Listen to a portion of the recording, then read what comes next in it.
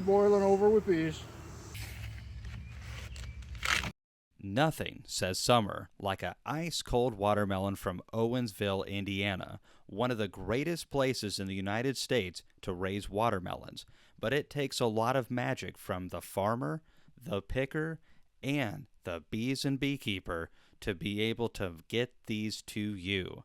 Without proper pollination, watermelons would not be available or just not affordable. So let's talk to commercial beekeeper Charles Linder and see what it takes to make a successful watermelon.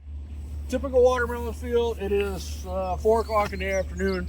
Watermelons in particular dry up. The flowers themselves to make a watermelon are only viable for a few hours in the morning. They generally open up around 5 a.m., 6 a.m. They're not fertile till about 9, and from about 9 to 11 they're extremely fertile, and then they die. They close up and die. By this time of the day they're all shut up and done. That's it.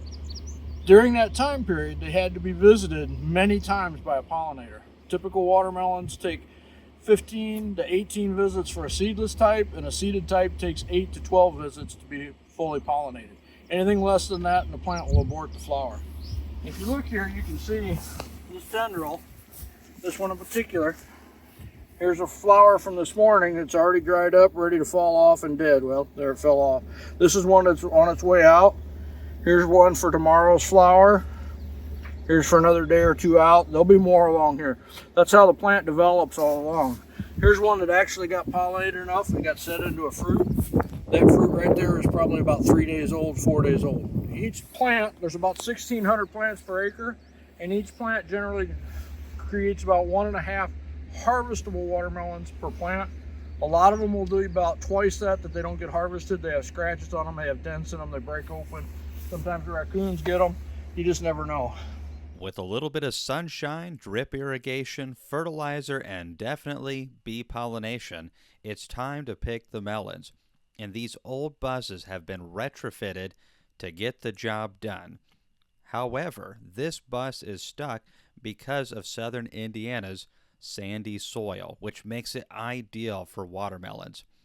You may ask, why a school bus? The reason is they're easy to source, it has a low bed, and that really helps when you're chucking 20-pound or more melons all day long. Once the buses are loaded, it's time to go to the packing facility. And as you can see, the men are chucking these melons onto a belt. They're run through a water and chlorine solution to make sure that they are sanitary. And then the next step is to go through a bunch of brushes at different speeds and more water to ensure cleanliness and that everything's ready to go to a store near you. Well, they allowed you inside the building. Yeah. These guys are all sorting as fast as they can. They're checking for quality, they look for any mistake, but more importantly, they're picking out the size. This guy here, he knows exactly what he wants. It's probably like a 40 count. So they're looking for the number of layers, or maybe 4 layers of 10, or they're all different. Depends on what field they're harvesting and who's adjusting. He's counting. He knows exactly how many melons are in here, and every box has the same number of melons in it. They're so important.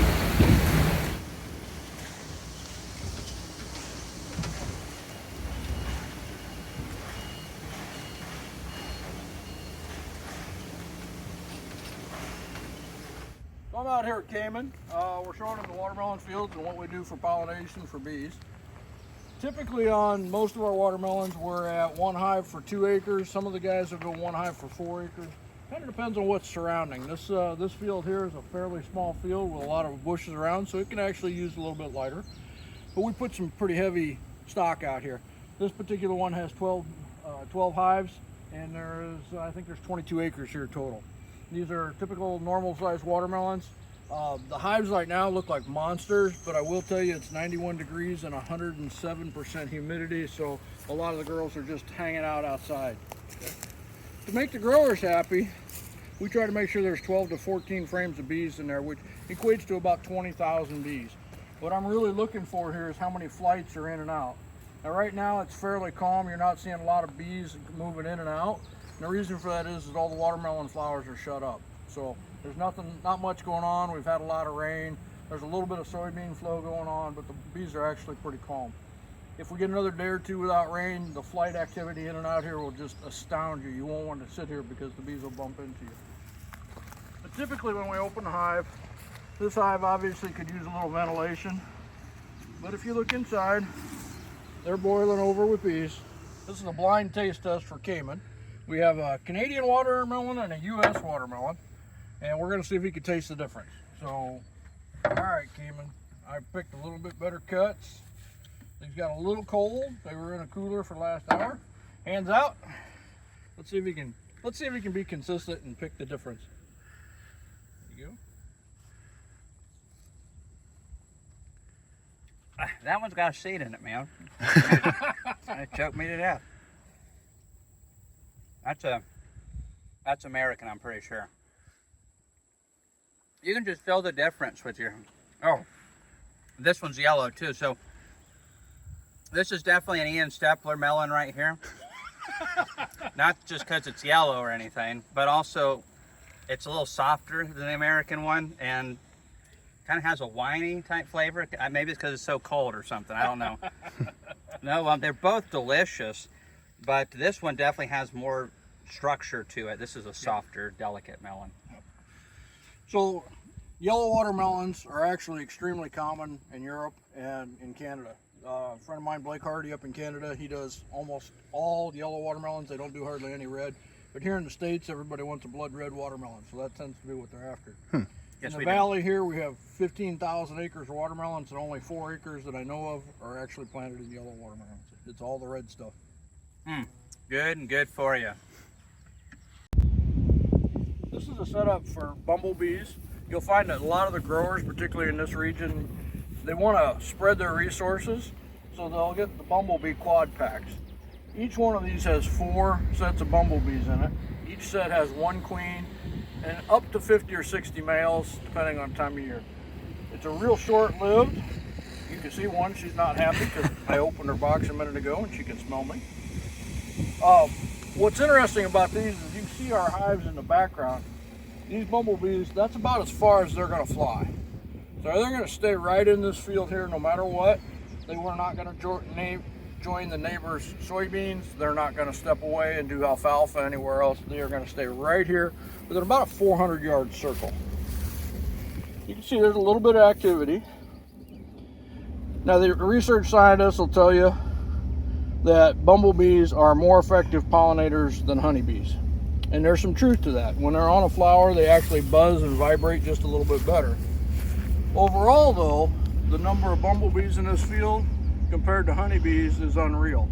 This whole quad, each quad contains at max 250 bumblebees, whereas we have 250 bees on a single frame. So we generally figure there's 5,000 times as many honeybees out here as there are bumblebees. So even though the numbers are different, they get a good balance. Unfortunately, Copert and a lot of other companies sell bumblebees that come in and actually kill local bumblebees. They sell them under the guise of better pollinators, more flight hours.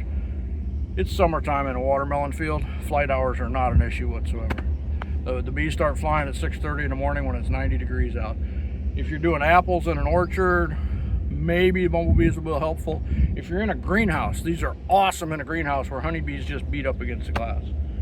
But a lot of our growers actually double up. They'll have honeybees and bumblebees in the same field. And some of the growers over time have lost their honeybee supplier. So as a result, they've gone to this international company which will ship them their bees in the spring. So some of these guys, that's how they're here, is because the local bee guy just vanished and this was the only choice they have. In fact, one of my growers used to use thousands of these quads. After 2 years with us, he says, hey, next year I'm quitting bumblebees entirely. You guys have been doing a great job. So you see a lot of that going on in the industry also. All right, here we are. These are Cayman Reynolds size watermelons. No, these are actually mini melons. It's kind of interesting. The melon growers across the country have responded to consumer demands. Of course, a lot of people have smaller refrigerators and stuff these days. And salad bars and stuff want things that act as a decoration. The stem popped right off. It's got a decent field spot on it. That's going to be a decent melon. Come on over, let's slice it open. One of the other things you'll see on the internet all the time is you want your stripes to be 2 fingers wide. That's a good indication. That looks Beautiful ripe great. melon, standard seeded variety. You notice when I cut it, it splits open real easy. I don't have to force the knife whatsoever. It's just nice and easy to cut. Ooh, yeah. Help yourself, guys. I like Jacob's approach. That is a sweet watermelon. Pretty good, ain't it? Yep, Take this to go. that's right. Have to eat it in the bathtub. They're so juicy. Excellent watermelon, guys. It's a little better chilled, but it ain't bad warm once you get used to it. That is really good. In the ornamental pumpkin industry, we actually do almost half the pumpkins in the United States. So if you buy a pumpkin at Walmart or Costco, odds are my girls are the ones that pollinated it. You can see these foliage looks really good for the biggest crop that fries do. This one happens to be a little one. These were actually planted earlier this year. This is a little early in the season. But this field happens to be mini pumpkins. Thousands and thousands and thousands and thousands of them. Takes forever to fill a box, but boy, they look good on your table at Christmas time and Thanksgiving. Bees and beekeepers play behind the scenes, and most of the time they're overlooked by the general population. But the fruits of our labor are definitely in a store near you. Pun intended. All jokes aside, bees are also critical for the ecosystem.